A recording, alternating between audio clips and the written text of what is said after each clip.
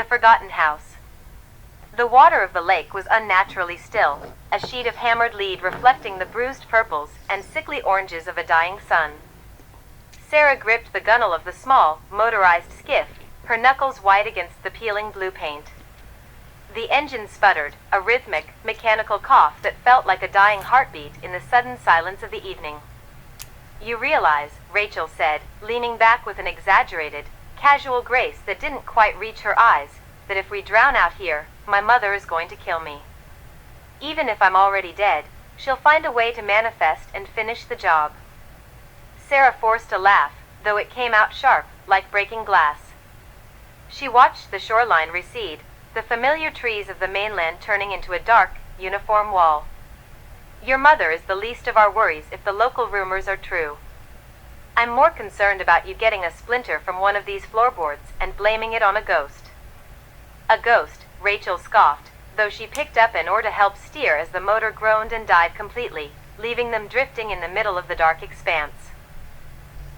"You're the one who dragged me out here, Sarah. You're the one who spent 3 hours yesterday reading those Reddit threads about the Island of Dark Blood or whatever dramatic title the locals gave it. It's not just a title. It's a historical footnote," Sarah corrected, her voice dropping into a low, automatic defensive posture. She scanned the horizon. The island was a smudge of jagged shadow against the light, looking less like land and more like a protrusion of teeth from the lake's throat. People don't just vanish from a summer house and never come back. People don't leave dinner on the table and open doors for 30 years unless something stays. Rachel stopped rowing, the wood dripping back into the water with a heavy, rhythmic plip. The air had grown colder, a damp chill that seemed to seep through Sarah's jacket and settle directly against her spine. The playful banter that had sustained them through the launch felt brittle now, a thin shell protecting them from the crushing weight of the atmosphere. "It's a house, Sarah," Rachel whispered, her bravado faltering. She looked toward the island, where the silhouette of a Victorian-era structure loomed through the encroaching mist. It looked like a rotting ship's hull, skeletal and vast. Just a pile of wood and stone that hasn't been maintained. "The only thing waiting for us in there is dry rot and maybe a family of raccoons." "Then why are we whispering?" Sarah asked. Rachel didn't answer. She stared at the island, her brow furrowed. "Do you hear that?" Sarah strained her ears. At first, there was nothing but the slap of the water against the hull, a sound that usually felt rhythmic and soothing, but now felt like a taunt. Then, she heard it. A low, vibrating hum that seemed to resonate in her very marrow. It wasn't a wind, it was a frequency, a dissonant chord that made her teeth ache. "It's just the wind in the trees," Sarah said, though she felt the lie coat her tongue like bile. "Trees don't hum, Sarah," Rachel retorted, her voice trembling. "And they don't grow that close to the water's edge without roots." Sarah looked closer. The island's shore was dense, thick with willow branches that dipped into the lake like spindly, grasping fingers. There was no beach, no gentle slope, only a sharp, steep rise of mud and gnarled roots. The boat hit the silt with a soft, sickening thud. The sudden lack of momentum felt like a final commitment. They were no longer drifting, no longer just observers on the water. They were intruders. Sarah stood, her legs feeling uncharacteristically heavy. She grabbed the mooring rope, her fingers brushing against the cold, damp wood of the landing pier, a structure that looked as though it had been chewed by the water rather than built by men. "We don't have to do this," Rachel said, though she stood up as well, her hand hovering near the small flashlight she'd tucked into her waistband. "We could just turn back. Tell everyone we reached the dock and saw a snake or something. I'm happy to be a coward today." Sarah looked at the house. Even from this distance, it exuded a kind of gravity. It felt as if the windows, dark, hollow sockets, were tracking their movement, measuring the distance, waiting for the exact moment the threshold was crossed. "We're already here," Sarah said, stepping onto the rickety, salt-crusted planks of the pier. She felt the wood flex under her weight, a groan that echoed up toward the house. "We prove it's empty, we get the photo for the blog, and we go home. 10 minutes. That's all it takes to kill a legend. You say kill like it's a good thing, Rachel muttered, stepping onto the pier behind her. She moved with a strange, hesitant stiffness. As they walked toward the treeline, the air grew thick, scented with a cloying, metallic tang, like iron and wet earth. The transition from the open lake to the dense, stifling canopy of the island was abrupt. The light vanished, swallowed by a dense, unnatural gloom. "Sarah," Rachel whispered, catching her arm. Her grip was iron-tight, her nails digging into Sarah's skin. "Look at the trees." Sarah followed her gaze. The trunks were not smooth or patterned with bark. They were covered in deep, jagged scars, as if something massive and sharp had been clawing at them for decades. Some of the gouges were dark, stained with a substance that looked too much like dried blood to be sap. "Probably bears," Sarah said, though the words sounded hollow. She didn't believe in bears that carved intricate, rhythmic patterns into wood. "Bears don't leave carvings," Rachel replied. Sarah looked closer at one of the larger trunks. There, etched into the wood, was a symbol, a jagged, inverted triangle bisected by a weeping eye. It looked fresh. The edges were still raw, and a thin, viscous liquid was weeping from the grooves. "Okay," Sarah said, her voice dropping to a tremor she couldn't hide. "Maybe it's not empty. Maybe some local kids are playing pranks. It's just vandalism." "Vandalism doesn't hum, Sarah," Rachel said, and the tone of her voice had changed. The playful edge was gone, replaced by a sudden, sharp clarity that bordered on terror. "Can't you feel it? It's not just the house. The ground under our feet, it feels like it's breathing." Sarah didn't want to admit that she felt it too. It was a rhythmic throb, a faint, subterranean pulse that surged upward through the soles of her shoes. It was as if the island itself was a living thing, and they had just walked onto its skin. "We stick to the path," Sarah said, pulling her bag tighter to her chest, her fingers brushing the handle of the small utility knife she'd brought, a foolish, pathetic bit of preparation she suddenly regretted. "We go to the front door, we look in the window, we leave. We don't touch anything." They moved forward, the path little more than a suggestion of trampled grass and dead leaves. With every step, the woods seemed to draw tighter around them. The silence was absolute. There were no birds, no crickets, no rustle of small animals in the undergrowth. Just the sound of their own frantic, shallow breathing and the crunch of dead matter beneath their boots. As they reached the base of the hill, the house loomed over them, a towering, derelict monument to decay.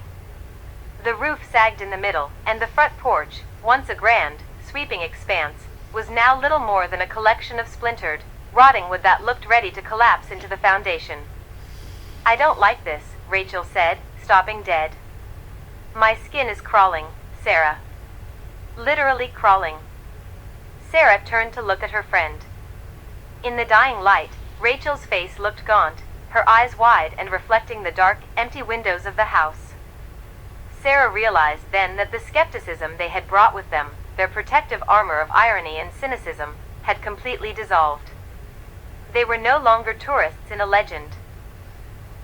"We go to the steps," Sarah commanded, forcing her legs to move. "Just to the steps." She led the way, stepping over a thick, rotted log that blocked the path. As she reached the bottom step of the porch, she stopped. Nailed to the center of the rotting door was a bundle of sticks and twine, tied together with long, dark strands of human hair. It wasn't a prank. It wasn't a decoration. It was an invitation. Sarah's hand reached out, trembling, before she could stop it. She touched the cold, dry wood of the door, and the house groaned in response. Not a settling of foundations, but a deep, resonant sound, a long, drawn-out sigh of something waking up. "Sarah, let's go," Rachel whispered, backing away. "Please. I have a bad feeling. A really, really bad feeling." Sarah didn't move. She couldn't. Her hand was pressed against the door, and she could feel it, a vibration, a rhythmic, pulsing heat radiating from the wood. It was the same rhythm she'd felt in the ground, but faster. Stronger. Something's inside, Sarah breathed, her heart hammering against her ribs like a trapped bird. Then let's leave, Rachel hissed, grabbing her shoulder and yanking her back. But as Sarah turned, the front door, heavy, iron-hinged, and ancient, creaked inward of its own accord. A draft of air, impossibly cold and smelling of iron and ancient dust, billowed out from the dark interior, extinguishing the failing twilight and plunging them into an absolute, suffocating blackness. Sarah stumbled backward, her heel catching on the edge of the porch. She fell, but before she could hit the ground, the door slammed shut with the force of a thunderclap, leaving them standing on the threshold of something that was no longer just a house. The silence that followed was heavy, expectant, and hungry. Sarah stood in the dark, the breath knocked from her lungs, realizing with a final, crushing clarity that the door hadn't just closed. It had locked. Sarah slammed her shoulder against the wood. The door didn't even shudder. It felt like hitting a slab of solid iron, dead and unyielding. "Open it," she hissed, her voice cracking. She jammed her fingernails into the seam where the door met the frame, but the wood was swollen, slick with an oily, translucent residue that made her skin crawl. "Rachel, help me." "Push." Rachel didn't move. She was standing in the center of the porch, her gaze fixed on the floorboards. The darkness around them wasn't empty, it felt heavy, a physical weight pressing against their eardrums like the pressure before a thunderstorm. "Sarah," Rachel whispered. It wasn't a call for help. It was a realization. Sarah spun around, her flashlight beam cutting through the gloom. The porch was covered in a thick, matted layer of dead leaves, but as the light swung over them, she saw something that made her breath hitch. The leaves weren't dry. They were damp, clinging to the boards in wet, dark clumps, and threaded through them were dozens of tiny, gray-white bones, bird ribs, mouse skulls, things too small to be human but too numerous to be natural. "Look at the door," Rachel said, her voice hollow. Sarah tracked the beam upward. At eye level, nailed directly into the center of the rotting door, was a bundle of twigs bound together with coarse, black hair. It looked like a nest, but as Sarah stared, she realized the hair was moving. It pulsed, a slow, rhythmic contraction, as if something was breathing beneath the surface. A drop of thick, dark fluid seeped from the center of the knot and rolled down the wood, leaving a trail that smoked faintly in the moonlight. "It's not just abandoned," Sarah whispered, her heart hammering against her ribs like a trapped bird. "Someone lives here. Someone, or something." Suddenly, the house sighed. It wasn't a draft. It was a deep, guttural vibration that started beneath their feet and moved up through their marrow. The walls of the house seemed to constrict, the wood groaning in a pitch that sounded terrifyingly like a hunger-filled growl. The air on the porch shifted, turning frigid, smelling of copper and wet earth. "We need to go," Sarah said, grabbing Rachel's arm. Her friend's skin felt ice-cold, even through her jacket. "The boat. Right now." They bolted for the edge of the porch, their boots clattering on the rotted wood, but Sarah stopped dead before they could reach the steps. Standing at the bottom of the stairs, silhouetted against the dark, shimmering water of the lake, was a man. He stood perfectly still, his frame tall and gaunt, dressed in a sharp, charcoal-colored suit that looked entirely too clean for a derelict island. His hair, caught by the pale, sickly light of the moon, was an impossible, vivid red, a burning, sanguine streak in the gray night. "You're late," the man said. His voice was smooth, cultured, and carried a melodic, predatory lilt. "Who are you?" Sarah demanded, pulling Rachel behind her, her hand fumbling for the small canister of pepper spray in her pocket. It felt pathetically inadequate. The man tilted his head. He didn't look like he was looking at them. He looked like he was listening to them, his nostrils flaring slightly as if he were catching a scent. "I am the host. And you are the guests who simply wouldn't stay away. You walked across the dark water, ignored the warnings in the trees, and climbed the porch steps of a house that hasn't seen a living soul in decades. Do you have any idea how hungry the house gets?" "We're leaving," Sarah said, her voice firmer than she felt. She took a step toward the stairs, but the man didn't move. He didn't even blink. "The lake is closed," he replied. He took a slow, deliberate step forward, ascending the first stair. His movement was fluid, unnatural, too quiet, too efficient. The ritual requires observers. And since you were so insistent on witnessing the legends of this place, it would be rude of us not to oblige. "Run, Rachel," Sarah breathed.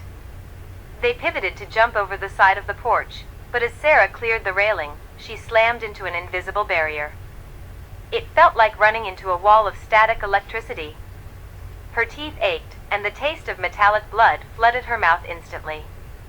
She tumbled backward onto the porch, gasping for air. The man, the one with the red hair, was standing right behind her now, though he hadn't moved faster than a blink. He leaned down, his eyes glowing with a faint, amber luminescence that made Sarah's head spin. "I am Mark," he murmured, his breath smelling of withered lilies and rot. He reached out, his fingers grazing Rachel's shoulder. Rachel let out a choked, terrified whimper, her body locking up as if she were being held by a magnet. "And you have no idea what you've just walked into." Sarah scrambled back, grabbing a rusted iron shovel leaning against the wall, but Mark didn't even look at it. He swiped his hand through the air, and the shovel snapped in two as if it were dry kindling. "The house doesn't want you to leave," Mark said, his smile widening to reveal teeth that were just a fraction too long, too sharp. "It wants to keep you. It wants to feed." Above them, the windows of the house began to glow with a sickly, bruised purple light. The front door, which had been locked tight, slowly began to swing inward, revealing a hallway that seemed to stretch on forever, the floorboards dripping with the same dark, viscous fluid they had seen on the hair bundle. "No," Rachel whispered, her voice sounding far away, hypnotic. She began to walk toward the open door, her eyes glazed, her movements stiff. "Rachel, don't." Sarah lunged for her, but Mark caught her wrist. His grip was like a steel vice. "Let her go," Sarah screamed, the terror finally breaking through into rage. Mark turned his gaze to Sarah, his expression one of bored amusement. "She's already chosen, Sarah. She's the spark. You are merely the consequence." He shoved her toward the doorway, and Sarah stumbled into the house. The interior didn't smell like wood or dust, it smelled of deep, dark, ancient things. The walls pulsed with a rhythmic thumping, the sound of a giant, subterranean heart, and as the front door slammed shut behind them, the sound of the locking bolt echoing like a gunshot, Sarah knew the truth. The legend wasn't just a story. The island was a trap. And they were the bait. The air inside the house didn't just smell of rot, it tasted of copper and stagnant time. The temperature plummeted, turning Sarah's ragged breaths into quick, translucent ghosts that vanished into the gloom. Rachel stood near the entryway, her hand hovering just inches from the rusted iron latch of the front door. She gave it a sharp tug, then a desperate, bruising yank. The door didn't groan. It didn't shudder. It remained as immovable as the foundation itself, the heavy oak grain seemingly fused into the frame as if the house had grown around it. "Sarah," Rachel whispered. Her voice lacked the bravado she'd worn like armor on the boat. It was thin, frayed at the edges. "It's stuck. Help me." Sarah stepped forward, her boots crunching on floorboards that felt spongy, like walking on rotted fruit. She grabbed the iron handle, bracing her heels against a wall-papered and damp, peeling filth. She pulled until her shoulder sockets burned, until her vision blurred at the edges with the effort. Nothing. The door was a dead weight, a singular, heavy seal on their fate. "Stop," Sarah panted, letting go. Her palms were stained black from the iron. She wiped them on her jeans, only to find the soot smeared deeper into her skin. "It's not just stuck, Ratch. It's like it's not a door anymore." A sudden, sharp crack echoed from the floorboards above them, the sound of a heavy boot against dry wood. They froze. In the oppressive silence that followed, the house seemed to exhale. A low, rhythmic thrumming began to vibrate through the soles of their shoes, a heartbeat deep within the basement levels of the house that matched the frantic tempo of Sarah's own pulse. "Did you hear that?" Rachel hissed, backing away until her shoulders hit the staircase banister. "I heard it." Sarah's eyes darted to the parlor to their left. The heavy velvet curtains were drawn, but behind them, she could see the faint, sickly glow of amber light pulsing against the glass, not moonlight, not a lantern, but something biological. It surged and receded in time with the thrumming in the floor. "We shouldn't have come," Rachel murmured, her gaze locked on the ceiling as the footsteps continued, a slow, deliberate, heavy gait pacing the room directly above them. "This isn't a prank, Sarah. The legends, the disappearances, people don't just walk into the woods and get lost. They get brought here." "Shut up," Sarah snapped, but her hand found Rachel's, her grip white-knuckled and desperate. She needed to anchor herself. The adventurer in her was dead. All that remained was the animal instinct that screamed to run, to bite, to rip through the walls if she had to. "We aren't staying. We just need to find a window. A vent. Something." Sarah stepped toward the parlor, her flashlight beam cutting through the dust-choked air. The light caught something on the wall, a series of deep, jagged gouges in the plaster, arranged in a pattern that looked almost like a language. Beneath the gouges, a thick, dark substance had bled down the wallpaper, drying into a crusty, arterial brown. It wasn't mud. It was old, stagnant blood. "Oh God," Rachel whimpered, covering her mouth. "Don't look at it," Sarah ordered, though her own eyes were glued to the horror. She realized then that the house wasn't just a building, it was an organ. The walls were pulsing. The house was digesting them before they'd even been swallowed. The pacing upstairs stopped. The silence that followed was far worse than the noise. It was expectant. Hungry. "Sarah?" Rachel's voice was barely a tremor. "The floor. Look." Sarah looked down.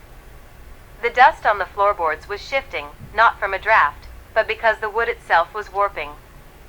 Seams were opening between the planks, revealing a dark, viscous liquid bubbling up from the crawlspace, thick, black, and smelling of sulfur and wet iron. It pooled around their ankles, cold as ice. "Move," Sarah commanded, grabbing Rachel's wrist and hauling her toward the kitchen. They scrambled, their movements frantic, desperate. They crashed through the swinging door into the kitchen, a space that defied the laws of architecture. The room was far larger than the house should have allowed, stretching into a cavernous, dark expanse. In the center sat a long, heavy table covered in pristine, white linens, a stark contrast to the filth surrounding it. On the table lay surgical tools, jagged and rusted, and a single, flickering candle that threw long, dancing shadows against the walls. "This isn't an abandoned house," Sarah whispered, her voice hitching. "This is a laboratory. We need to get out. Sarah, we need to leave now." Rachel lunged for the back door, but as she reached for the handle, the air around them curdled. A figure stepped from the shadows of the pantry. He was tall, lithe, and moved with a terrifying, liquid grace. His hair was a shock of vibrant, unnatural red, standing out like a fresh wound against the dull grays and browns of the room. His eyes, when they caught the flickering candlelight, didn't reflect the flame, they seemed to drink it in, glowing with a dull, predatory gold. Mark. He didn't run. He didn't pounce.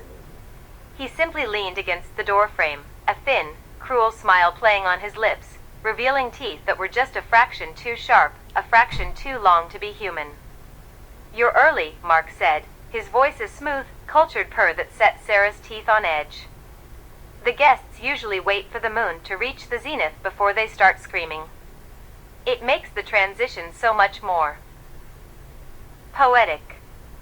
Sarah shoved Rachel behind her, her body coiled, ready to spring, though she knew, with a sinking, visceral certainty, that she was standing before a predator that had hunted for centuries. The power differential was palpable. It was the feeling of a mouse squaring off against a hawk. "Who are you?" Sarah demanded, her voice failing to hide the tremor of fear. Mark tilted his head, his gaze flickering over them like a butcher eyeing fresh cuts of meat. I am merely the usher. You, however, are the legacy. He stepped forward, the floorboards making absolutely no sound under his weight. The house seemed to hold its breath. The thrumming in the floor reached a crescendo, a roar of subterranean energy that rattled the windows in their frames. Run, Rachel, Sarah breathed, her heart hammering against her ribs like a bird in a cage. On 3, you run. Sarah, don't. 1. Mark's smile widened, deepening into a jagged, hungry expression. He raised a hand, and the shadows in the room seemed to detach themselves from the corners, pooling toward them like spilled ink. 2. 3. Sarah shoved Rachel toward the pantry, intending to create an opening, to distract the monster, to be the shield she had always promised to be.